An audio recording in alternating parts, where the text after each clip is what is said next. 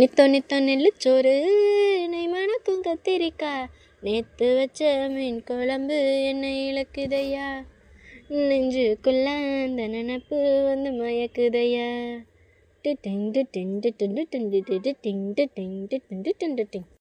பச்சரிசி சோறு உப்பு கருவாடு சின்ன மண்ணூறு வாய்க்கா சேலு கண்ட மீன் குருத்தான முளைக்கீரை வாடாத சிறுக்கீரை நினைக்கையில் எனக்கு இப்போ எச்சி ஊறுது அள்ளி திங்க செவந்து என்ன மீறுது இருக்கும்படி இருக்கும்.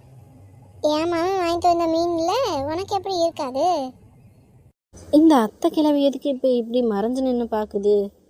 இது உடம்புக்கெல்லாம் மறைக்கலாமா? முதல்ல மறைக்கத்தான் முடியுமா? சரி, நம்ம கொண்டு போய் நம்ம புருஷனை கொடுப்போம்.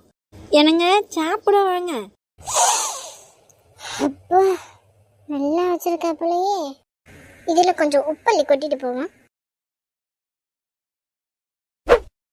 உப்பில் மிதக்கும் மீனானி கை கால் உடையும் நெட்டவள்ளி உடைப்பது எந்தன் மகனடி ரசிப்பது எந்தன் மனமடி.